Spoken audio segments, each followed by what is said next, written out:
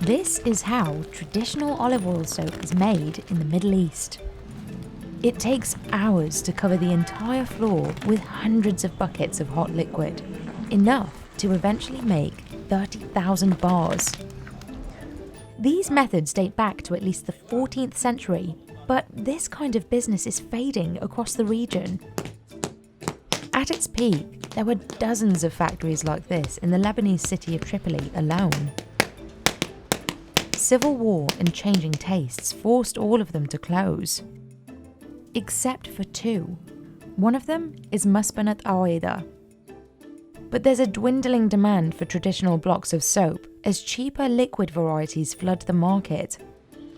We went to the oldest soap factory in Lebanon to see how this family business is still standing. Olive oil, caustic soda, and water are the only three ingredients in this traditional recipe. In the Middle East, olive oil is the magic oil. Today, electricity powers the 143-year-old vat. While it cooks, workers cover the floor with powdered soap flakes to keep the liquid from sticking to the cement. After 3 days, the liquid soap is ready when it reaches a honey-like consistency and a dark green colour. Just one of these buckets weighs about 30 pounds. Workers form a human chain to carry the buckets to the pouring area. They do this about 700 times for just one batch. At this point, the soap is still burning hot at about 140 degrees Fahrenheit. It takes 3 hours to turn the floor into a green blanket. The factory used to have a pump that would cover the floor in just half an hour, but it's been broken for months and they can't find the spare parts in Lebanon. Walid Daibi has been working here for 30 years. هلا الشباب هون كلنا عائله وحده. الشباب بيكونوا اولاد اخوالي. هذا بيكون ابو خالي لازم. والشاب هون بيشتغل بالصابون بمعمل تاني كمان ابنه. His father, Arli, worked here before him. He retired after 50 years, but still comes to help. Today, he's evening out the soap with this comb to make sure it is 2.4 inches deep.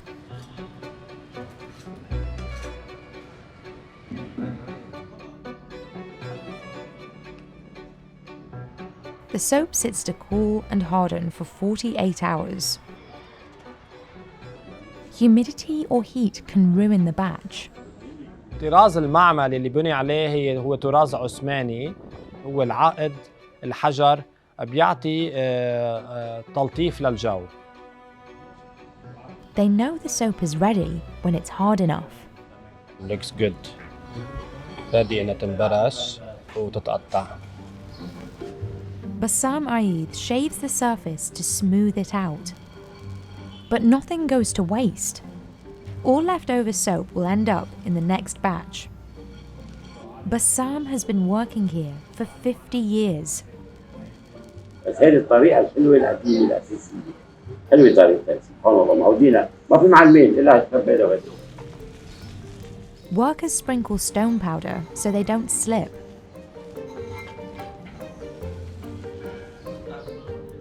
The traditional shape is a perfect 2.8-inch square.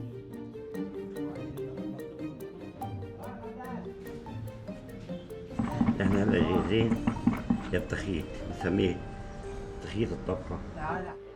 They soak this cord in dye and stretch it across the floor to mark the boundaries before cutting. هذا الخط بالصناعة عندنا بنسميه خط الملك. ياخد عليه هو زيته خط زاوية 90 درجة حتى نمشي بكل الصابون بنفس القياسات.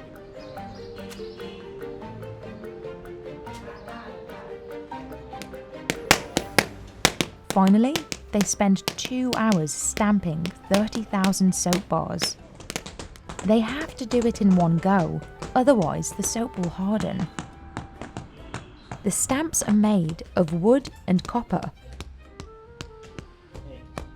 Khalil is 77 years old, but he can do this job with his eyes closed.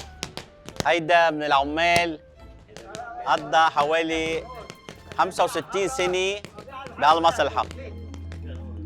Then it is time to cut. الصابون طري ما تتلهم. يلا يا شباب.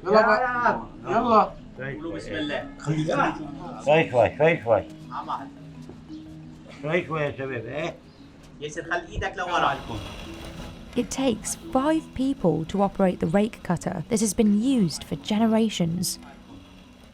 Khalil and 2 workers in the middle pull the cord and make sure the team stays on track. Bassam holds the blades down with the help of another worker and follows the red markings. Their body weight helps the blades cut the soap, but they have to be careful not to crush it.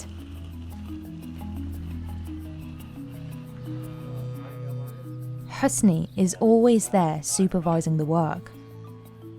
He also takes photos and videos to share on social media. He wants to educate people about traditional soap making and encourage tourists to visit his factory. بحب العالم تيجي تشوف هذا المكان أول شيء بجماله، بقديش بالفعل في نفس العتق والقدم. People have been making soap with olive oil in the Middle East since at least the 10th century. 3 cities became well known for it: Aleppo in Syria, the Palestinian city of Nablus in the West Bank, and here in Tripoli on the northern coast of Lebanon.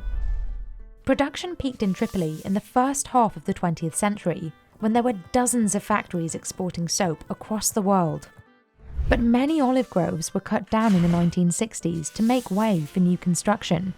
Then, in 1975, Lebanon was plunged into a bloody and destructive civil war that lasted 15 years. It laid waste to the country's economy. Tens of thousands of people left, and most factories closed. The ones that survived faced fierce competition from mass-produced soap brands. Husni's family kept the factory open through it all. They used their savings to pay workers and keep production going. About a decade ago, Husni brought in a new method that allows them to add fragrances like lavender, mint, and chamomile.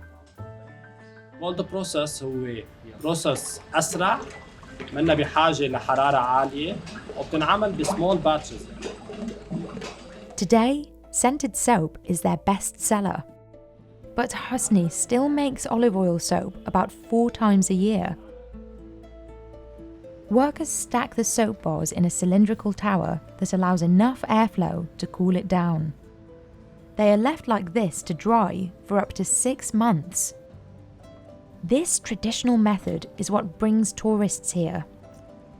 But Husni says he would keep it going even if he had no visitors.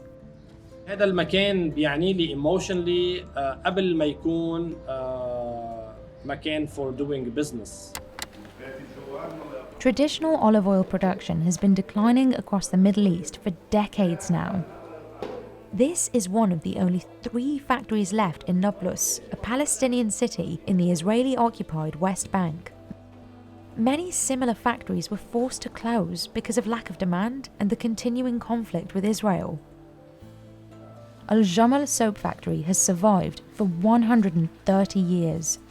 But things were already difficult when we filmed with them back in 2019. الزيتون مرتفع والسودا مرتفعة والعمال اللي بيطبخوها برضه نفس الشيء باخذوا أسعارهم ما بتيجي عليها عمالهم جيل الأجار الصغير بدها شيء سريع. Since then, the factory let go of all its full-time employees, including Ahmed al-Fakhuri. He still comes in for occasional work, but the factory now only makes a new batch after it sells out. تراث فلسطيني ويجب المحافظة عليه. بدك تحافظ أنت على صناعتك ولازم تحافظ على كل شيء كان موجود من أيام أجدادك. كما احنا محتلين ما في عندنا حدود نفتح على دول ثانية تبيع تجيب. But the owner told us that he won't let the door close on the industry of his forefathers. The Syrian city of Aleppo was once the center of this business in the Middle East. but years of civil war have nearly destroyed the olive oil soap industry here. At one point, there were at least 200 factories. Now, fewer than 20 remain, including the pearl soap factory. Many workers were killed during the war, and others fled the country. Still, the owner told us they're fighting to keep this tradition alive. Back in Lebanon, Husni is also determined to keep his business going. اللي قرر يبقى بلبنان معناتها هو عارف واخد قرار انه يواجه كثير من المشاكل. He studied electrical engineering, but decided to take over the family business instead of entering that field.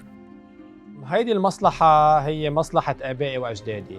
خلقت علاقة حب، علاقة تعلق بهذا المكان، إن كان مكان وإن كان صناعة.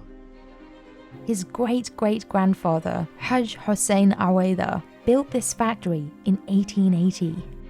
مؤسس المصبنة هو اللي بناها وتعب فيها، فكل الاحترام وكل التقدير لهذا الرجل. Husni introduced glycerin soap and aromatherapy oil and sells them online and to organic shops and hotels. الليكويد سوب هو اخر لاين نحن بلشنا فيه تقريبا من 6 شهور، لانه النيو جنريشن بعصر السرعه بدهم شيء يكون عملي. His plan is to turn the factory into a school. He has 2 young sons, but he isn't sure they'll follow in his footsteps. بخاف انه يكون انا اخر شخص بهالفاميلي بزنس، بخاف انه يكون ما في حدا من الجيل الجاي الفيفث جنريشن يكون interested يكفي. While he doesn't know what the future holds, he's grateful to be a part of the business's story. بيعكس ثقافة بلد، بيعكس حضارة بلد. إذا بينفقد جزء من هذا البلد ومن تاريخه.